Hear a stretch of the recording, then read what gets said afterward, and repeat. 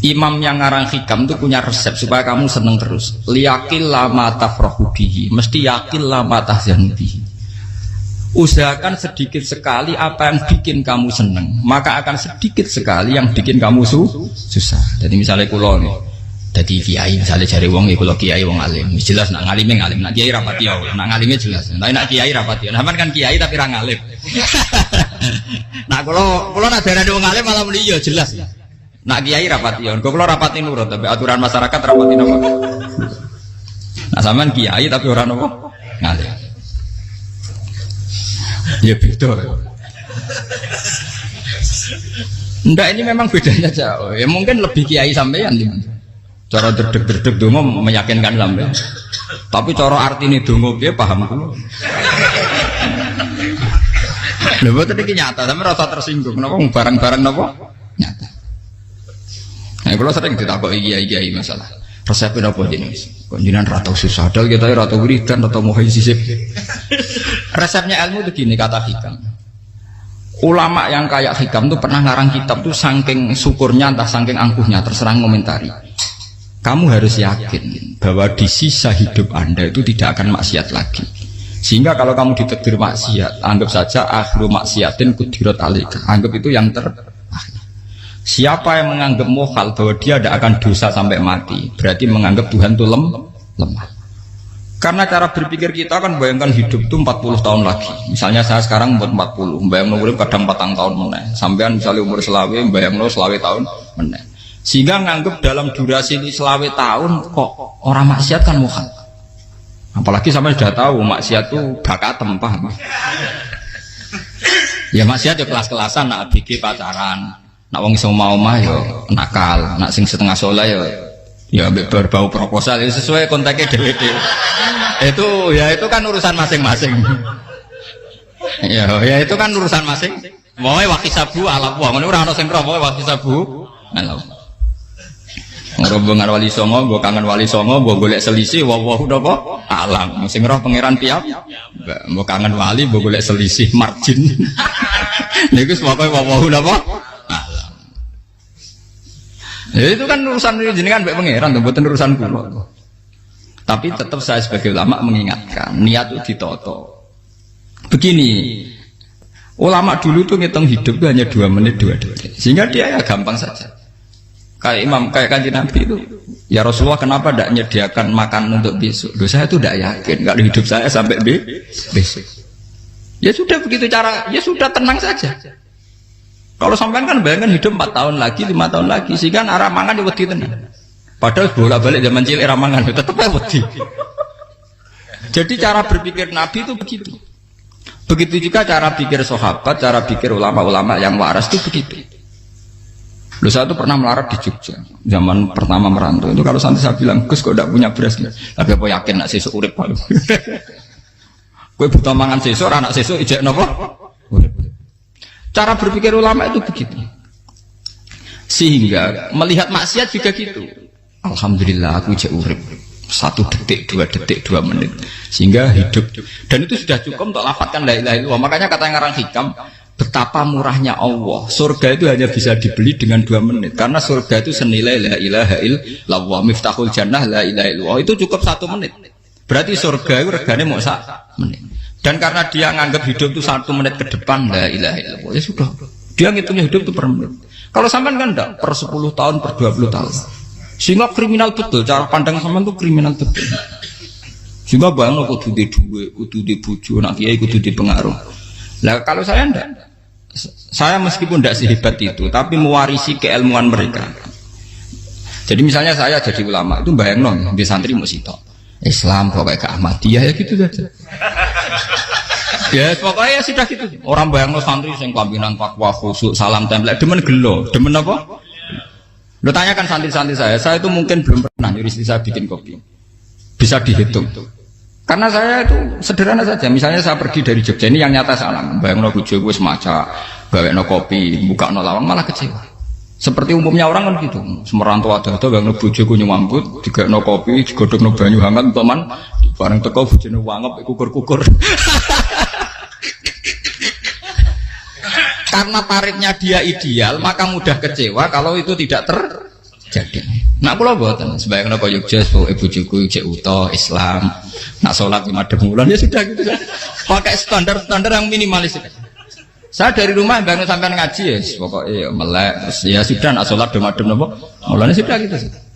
Andai kan saya pakai standar maksimal, maka akan mudah kecewa. Rasulullah juga begitu. Rasulullah itu ngadepi Sayyidah Aisyah, itu ya begitu ngadepi Hasan Husain. Sehingga tidak ada cerita Nabi mudah kecewa, betul. Karena Nabi bayangkan anak istrinya itu ya minimalis sekali, urusan dunia maksudnya minimalis sekali. Misalnya Nabi pagi-pagi tanya, ya Aisyah apa ada sarapan? Ndak ya Rasulullah, ya idzan asumu kan itu saya puasa. Kalau sampean usul-usul ora digekno kopi wong wedok apa? Itu kan repot. Muni-muni itibak sunnah Rasul tapi ndak pernah sampean mendekati sunnah napa? Rasul. Sehingga ya tenang saja Nabi. Saya tuh alhamdulillah bisa niru dalam gitu-gitu tuh bisa. Makanya ini kiai muda paling jauh. Banyak kiai-kiai sepuh itu kalau urusan gitu konsultasi Mas. Gus resep apa kain. Ini kula resep ira dikarep. Juga saya tidak pernah bayangkan apa tanggaku seneng aku atau orang ngaji aku kecewa itu tidak pernah bayangkan. Sampai itu kan makhluk, tidak penting. Kecewa tidak kecewa itu tidak benar. Saya itu orang alim, ngerti ini warido kamat lubi, ora warido kum. Yang tak gulai ridane pengiran, ridane sing ngaji, ridane konsumen. Itu apa makhluk tidak penting. Itu harus dilatih. Harus apa? Sehingga orang itu kalau biasa sholat, maksudnya biasa takluk ya Allah, mesti la Allah katardo, mesti gampang puas. Karena dia iktifa ngalap cukup be Allah Subhanahu wa ta'ala. Saya sebagai manusia juga sering ditangisi istri. Misalnya saya sering ke Jogja sendirian. Nah ninggalan nopo, ninggalan ibu milih pengiran. Misalnya mati ninggalan ya paling aku mau ngapes nih suaraku. Paling uang nangis gue kegiatan. Bukan apa. Ingin saya bahwa konstitusi ulama itu masih iktimat Allah. Kalau kita kan enggak. Cara berpikir kita ngaji itu ideal sing ono podium, sing ngaji kelaminan takwa kabeh, keturunan kaji kabeh, diluk kabeh. Kita akan pakai standar-standar yang dengan asumsi kita. Padahal Nabi zaman sugeng al iman hahuna wa yusiru ila qalbihi sadrihi salah. Iman itu urusan hati. Komitmen sampean be Allah Subhanahu wa taala. Nah ini resepnya. Makanya kata hikam liyakillah ma tafrahu bi. Mesti yakinlah ma tahzanu bi. Sedikitlah kamu gembira dengan satu hal, nanti akan sedikit kamu yang kecewa. Artinya misalnya kados kula sebagai ulama seneng kula niku ijek iman. Ya nggak kayak wong awam. Ya sudah gitu. Jadi misalnya suatu saat kula jatuh, yang ngaji saya gak semeneng dadi kupeding. Wong sing seneng kula bubar kabeh. Kula ya ora susah, miskola darah bener. Gus saiki jenengan ora sing seneng. Ya tenang saja. Sing ora seneng ya makhluk ora jelas. Dan status mereka tetap layadur walayan. Ini harus dilatih. Sehingga Nabi itu ya meskipun beliau itu perang, sahabatnya meninggal ya tenang saja. Nabi cara berpikir yang meninggal mereka mati syahid, yang masih hidup dianggap berpotensi melakukan kebaikan. Sama tak warai resep-resep dari Rasulullah Shallallahu Alaihi Wasallam. Saya ini sebetulnya memaksa, menjelaskan ini maksa, karena saya inginnya jadi ulama yang kayak umumnya orang, tidak ideal amat. Tapi kan saya ditakdir ilmunya itu ideal, jadi terpaksa saya jelaskan. Tapi kalau perilaku saya tidak akan ideal. Soalnya ngawur, saake mari Ghafuri pengiran nganggur bolak-balik cerita. Ada seorang wali, karena dia wali itu doa di multazam, ya Allah saya ini minta satu hal. Karena dia wali maka tidak minta uang, tidak minta jabatan, minta engkau takdir saya tidak pernah maksiat. Itu kan bagus sekali, minta doa ditakdir gak maksiat kan ada. Dari pengiran malah jabe. Fa'ena ada ghufran. Karena tahu maksiat malah sifat ghafurku tak ada kok endi. Gamane pengiran kan sifat ghafurku rak nganggur. Malah tidak ada orang selain Nabi kecuali ditakdir tahu maksiat. Dan sifat ghafuri pengiran efektif. Paham apa? Lara sampean kan ghafure mbok nggo kabeh. Dadi karek sadidul iqab. Karena maksiate sampean sering. Jadi sifat ghafure wis berlaku aktif. Saya karek nunggu sifat sadidul iqab. Paham ya? Itu beda dengan wali-wali. Sifat sadidul iqab mau aktif, mereka tidak punya dosa. Malah pangeran bingung gak kok sifat ghafure. Apa tak kok ghafur atau dosa. Didakoki sadidul iqab gak tahu maksiat. Jadi pangeran malah sing bingung. Nak kowe ora tau maksiat ghafur kok tak dakoki. Kok ora tau maksiat, wong iku ora tau apa? Didakoki sadidul iqab gak mungkin atau maksiat. Lah pangeran apa dakok ghafur kan syaratnya dosa sik. Sampean kan walian. Ghafure wis dintekno. Keseringan kepake, paham ya? Karek nopo? Karek saji cilikom. Ya itu memang standar Tuhan. Semua Quran itu kalau menyeritakan gitu, Nabi ibadi anni anal ghafurur rahim. Kawulaku ceritani aku ghafurur rahim, tapi yo ceritani wa anna adabi wal adabul alim. Jadi Nabi ibadi anni anal ghafurur rahim wa anna adabi wal adabul alim. Kalau Nabi Ibrahim, Nabi Muhammad inna rabbaka lasari'ul iqab. Pangeran cepat nyiksane, tapi wa innahu laghafurur. Jadi dua sifat ini pasti aktif.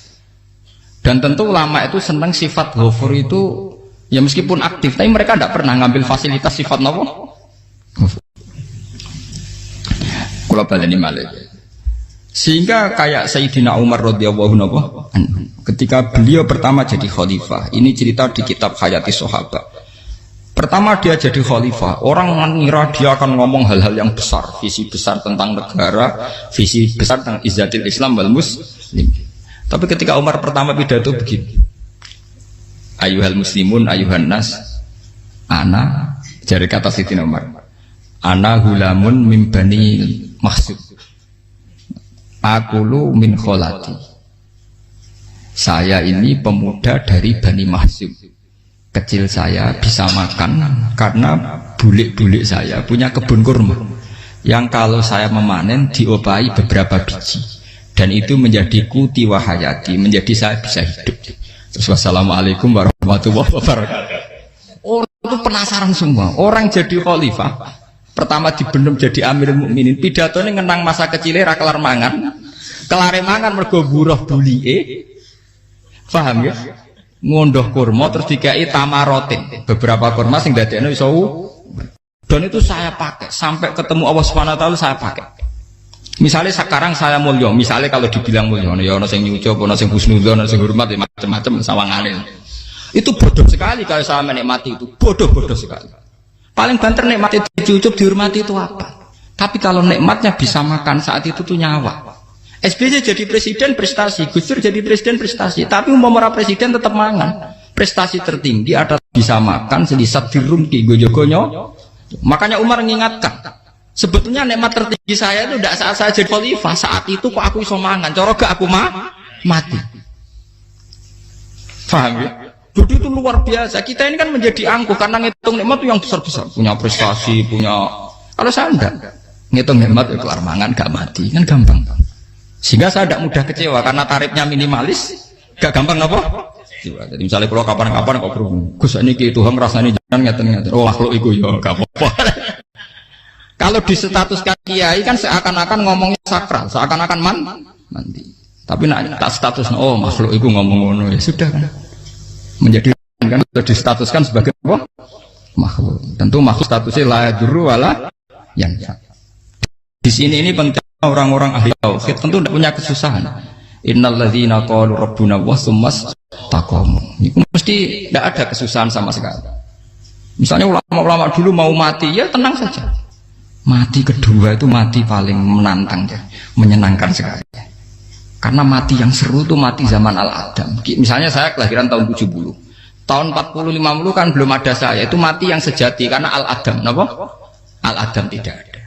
Mati yang nanti itu mati yang petualangan, karena saya mati setelah menyaksikan kekuasaan Allah, setelah husnudzon sama Allah, sehingga mati yang menuruti kerinduan akan ketemu sang kekasih.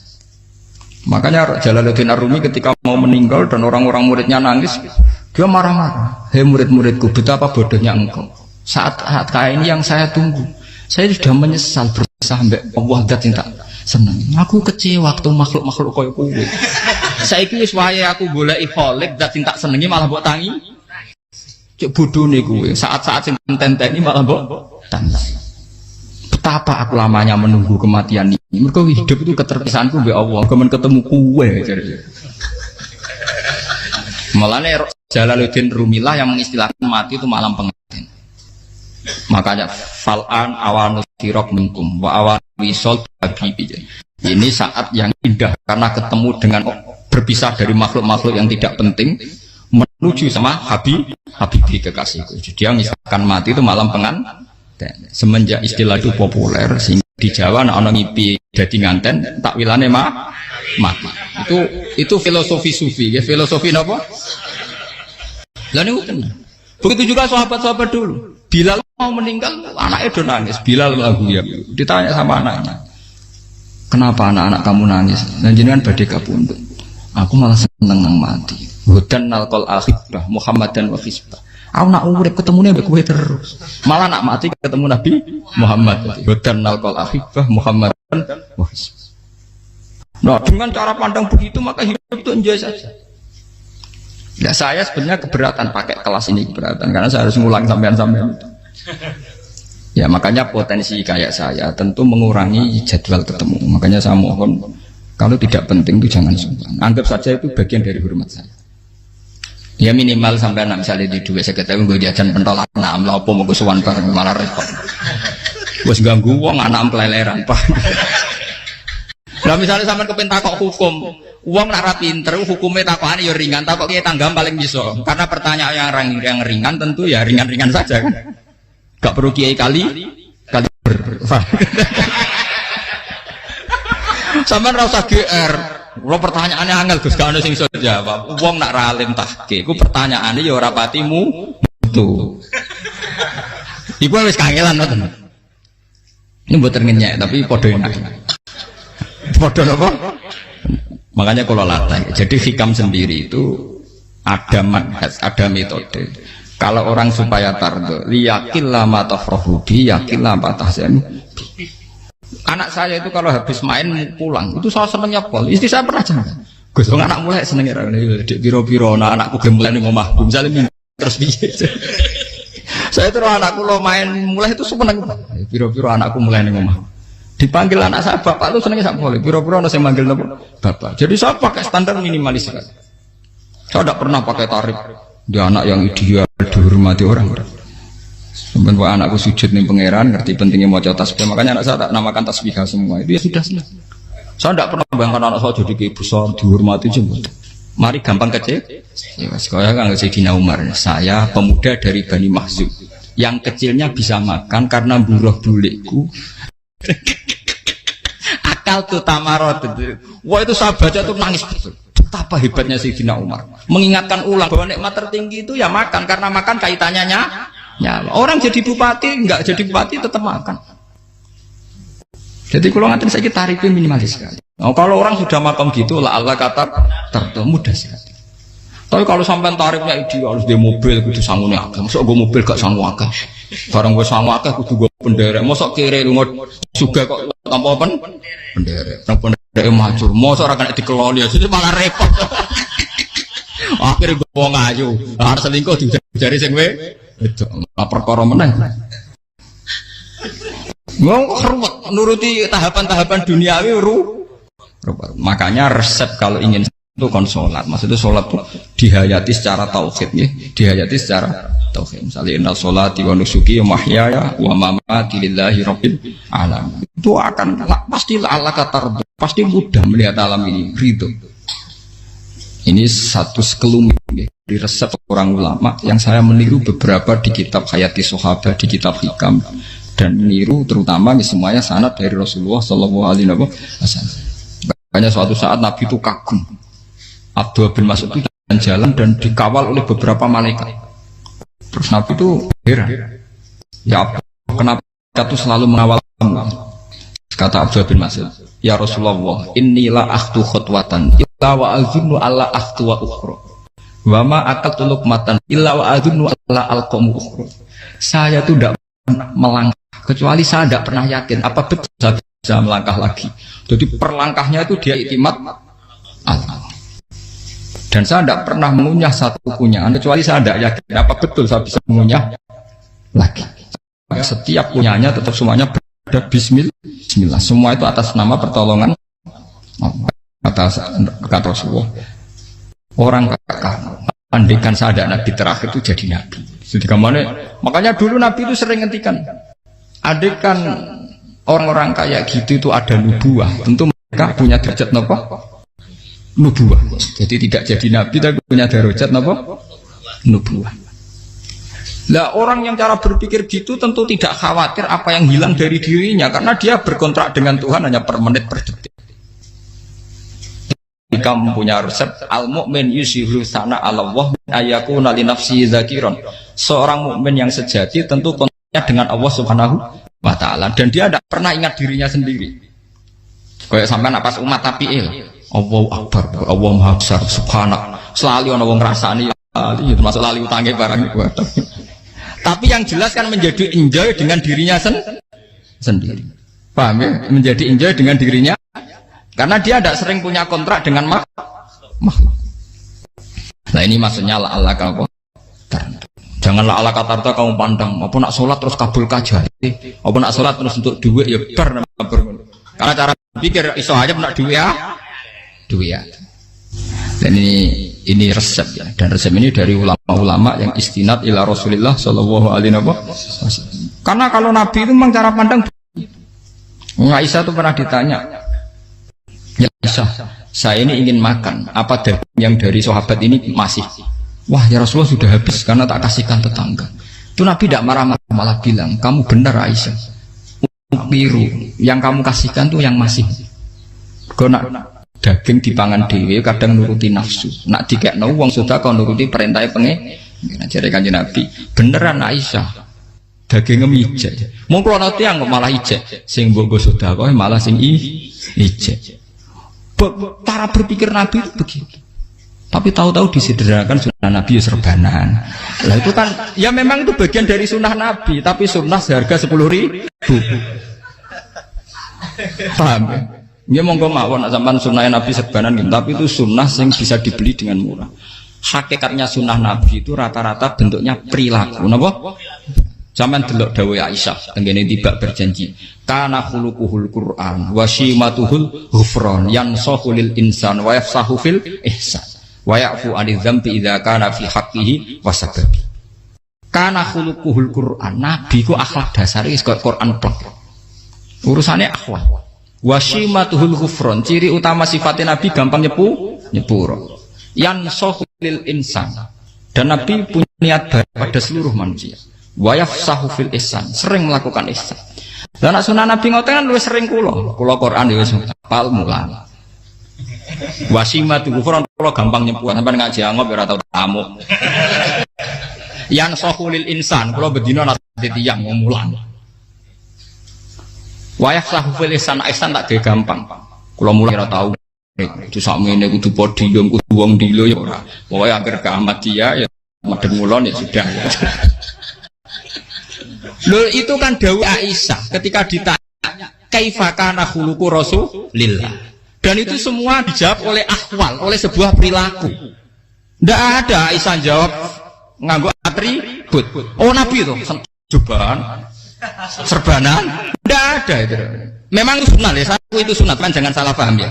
Tapi itu sunnah yang tidak dijawab oleh Aisyah. Sunnah yang sampean jawab sendiri, paham?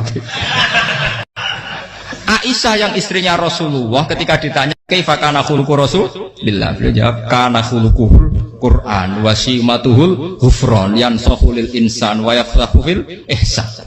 Semuanya akhwal wa ya'fu 'anil dzambi idza kana fi haqqihi wa sababi wa idza diya haqqu wa lam yakun li ahadi mar'ahu badihatan haba wa idza ta'ahul miskinu ajaba yaqulul haqqa walau kana murra wa la yutmiru lil muslimin hisau waladu. Semuanya itu akhwal, satu perilaku sosial.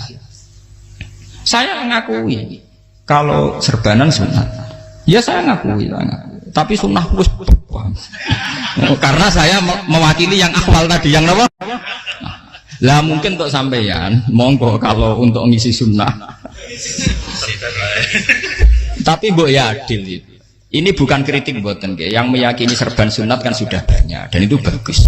Tapi cobalah juga meyakini ahwalu Rasulillah. Makanya man sanna sunnatan itu rata-rata ulama maknani siapa yang ikut sunnahnya Nabi. Rata-rata ulama nafsir ahwalu Rasulillah wa af'alu.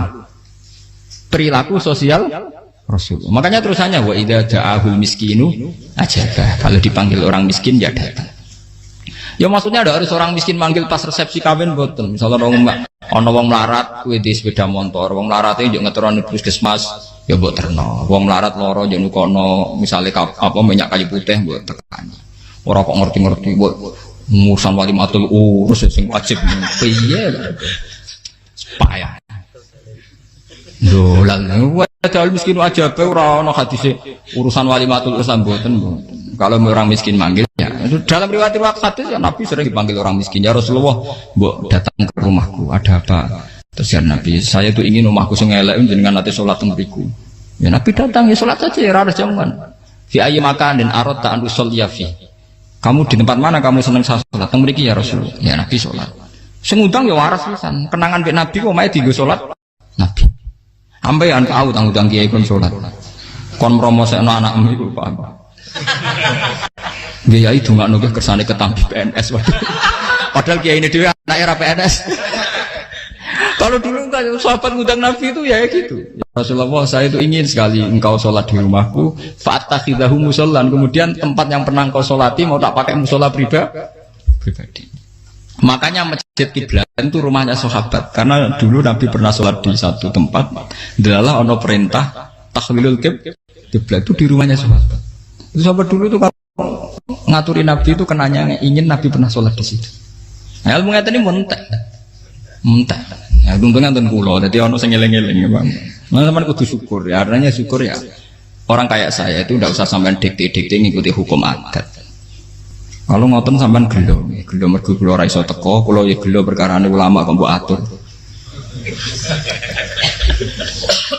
Makanya saya sering guyon cerita, saya itu kalau di pasar Pandangan dulu itu anyaran boyong sering di pasar, ditanya sama Gus wong alim kok di pasar. Piye? Aneh tuh, ya aneh kuwi. Aneh piye? Bodohnya wong alim. Kadang masyarakat itu tidak sadar keanehan dirinya sendiri. Mereka enak saja merasa kalau orang alim ke pasar itu aneh. Mereka tidak sadar orang bodohnya wong alim ya aneh. Enak saja mereka mikir sepi. Faham ini supaya sampean Allah kan apa tar. Makanya untuk Rasulullah, Nabi itu sering ngendikan ana tamu hormati. Tapi etika mertamu di Rasulullah itu walakin idza du'aitum. Mertamu Nabi itu nunggu ditimbali. Walakin idza du'itum du'iya mabni majhul. Ketika kamu ditimbali fat. Jadi ya ayyuhalladzina amanu la tadkhulu buyutan nabiyyi illa ayyudzana lakum. Jadi untuk sowan Nabi itu nunggu dipang ya, meskipun sahabat tuh rindu Nabi tidak berani sowan ke dalamnya Nabi. Kalau ingin ketemu Nabi di barengno pas sholat jamaah karena Nabi pasti keluar di